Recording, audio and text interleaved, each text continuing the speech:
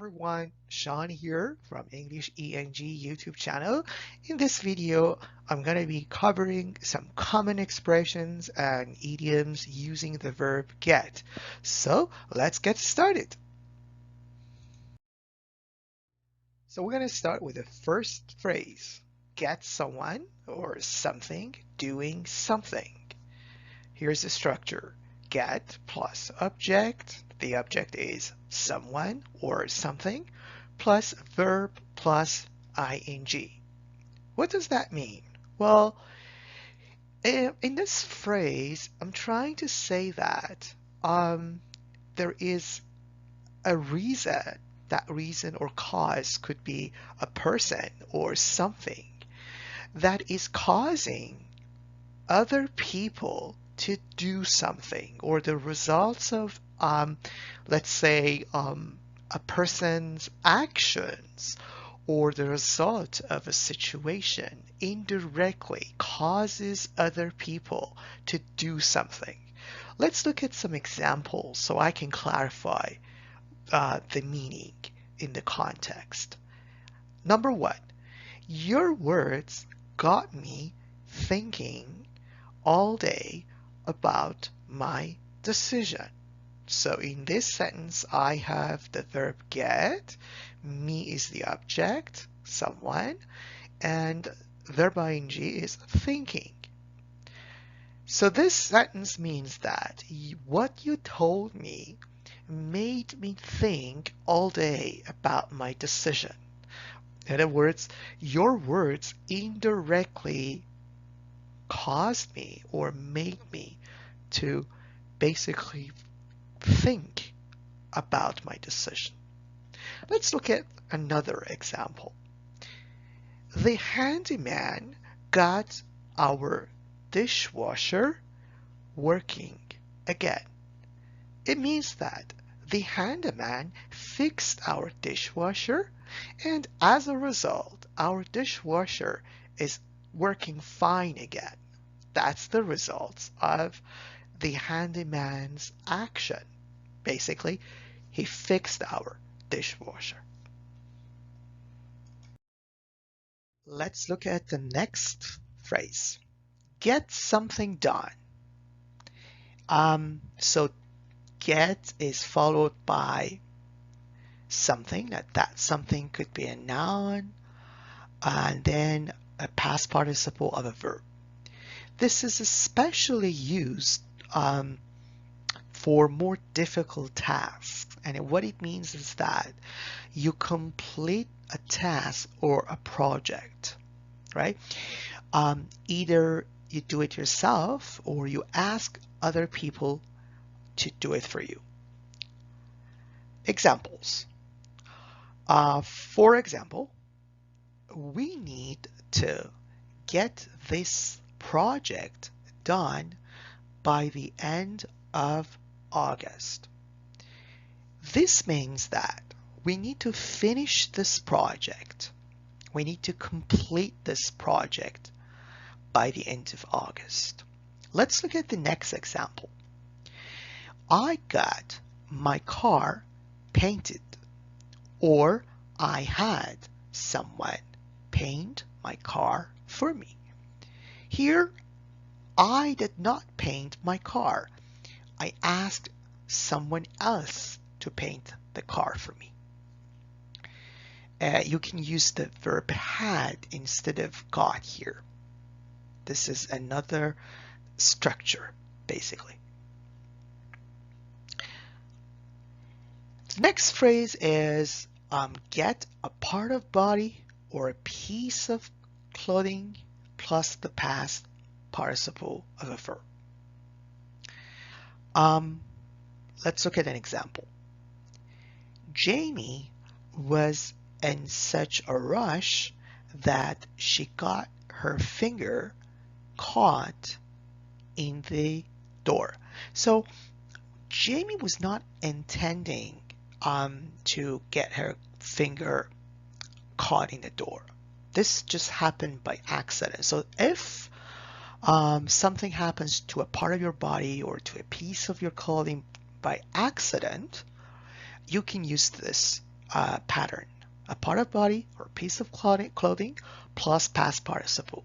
So here we have finger. Her finger is a part of body, and then the past participle is caught. Let's look at the next phrase. Get to know someone or get to know something. It means to start to know someone or something. So you gradually learn more about something or a place or a person. Then we say that's how we use this expression. Let's look at some examples.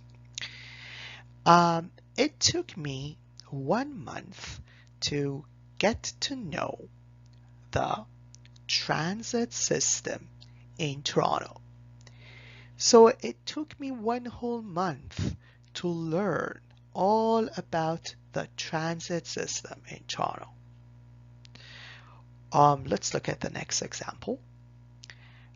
I'd like to get to know my colleagues better.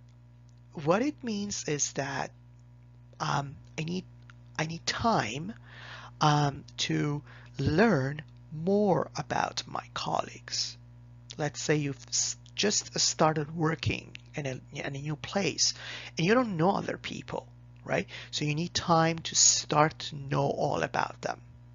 This is how we use this phrase or expression.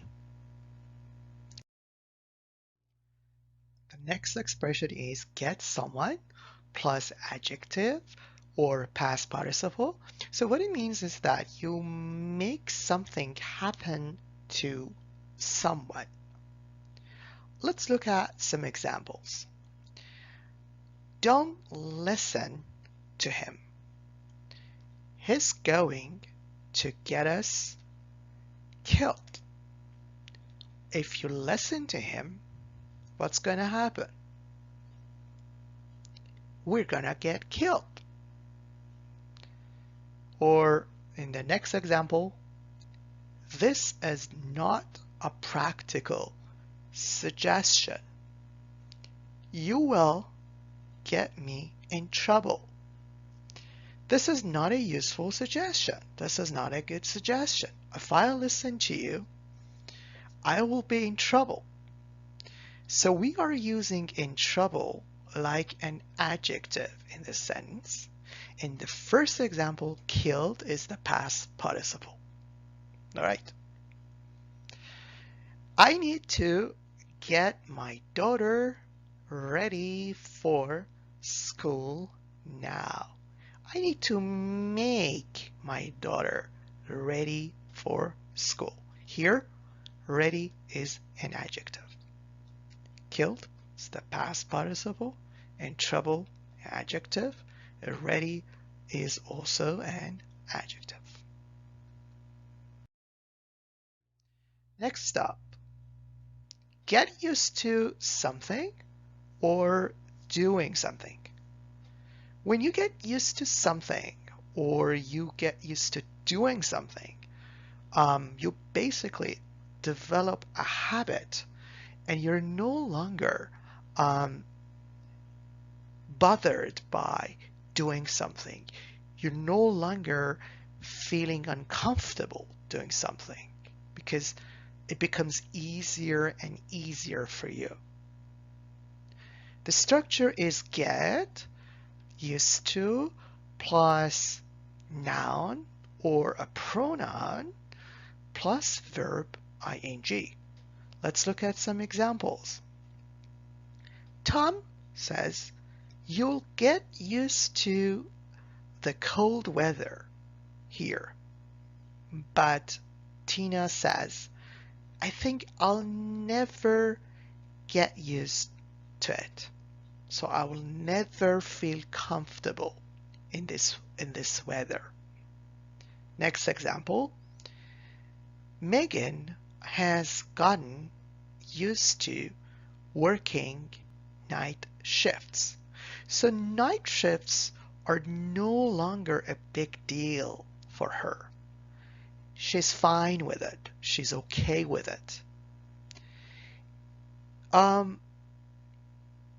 In the first example, cold weather is a noun, and in the second example, it is a pronoun, and in the third example, working is the verb ing. So the next expression we're going to be covering today is get alive. Get alive is basically an informal idiom that refers to situations when a person is doing something boring or not that fun or not very interesting, and you tell these people, hey, do something more interesting, do something more fun. Or if someone is very annoying or is doing something that annoys you, you will tell this person, get a life. Let's look at that idiom in an example. You cannot just wake up every morning to post stupid stories or comments on Instagram. Get a life. So if you're waking up every day in the morning and you have nothing to do but to post comments or stories on Instagram, just like some people do, this is not something interesting. If you're doing it over and over again, well, we'll tell this person, you need to do something more fun. You need to do something more serious. Get a life. Next up, get going. Get going is an informal phrase that means to start going. But we often use it in situations when there is a delay. So if there is a delay, we can say, let's get going, let's start going. Let's look at an example. Come on, man, it's time to get going. We're going to be late. So we're telling this guy, hey, it's time to go, start going, or we're going to be late. Next phrase is get down to business. What this phrase means is that we are trying to tell other people that it's time to be more serious or start to do something or complete a task.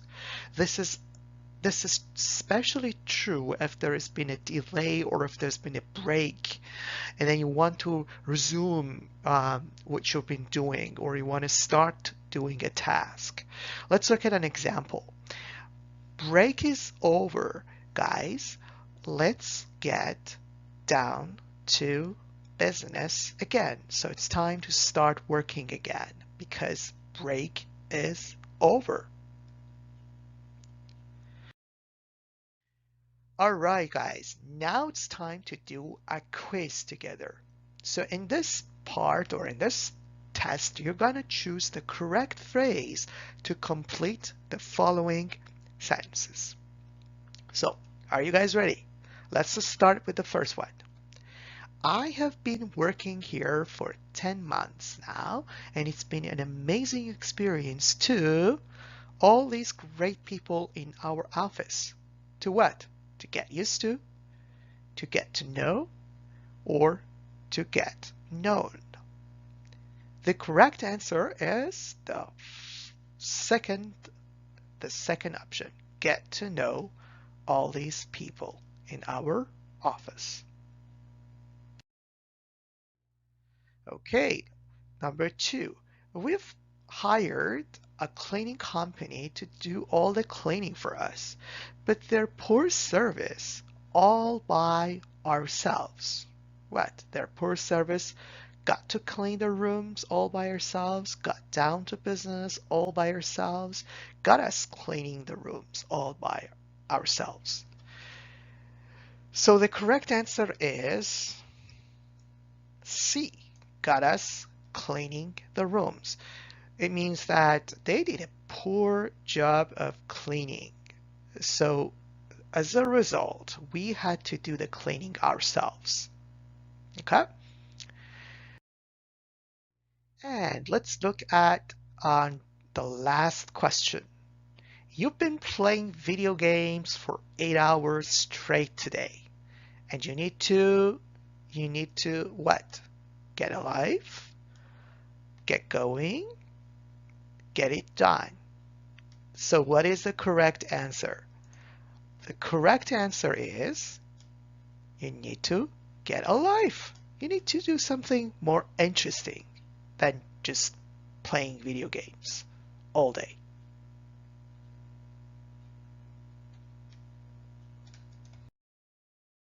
Alright guys, so that brings us to the end of our lesson today. If you've watched the video and you liked the lesson, you can subscribe to our channel, and if you have any questions or comments, you're more than welcome to email me at EnglishEandG@gmail.com and ask me questions or leave comments.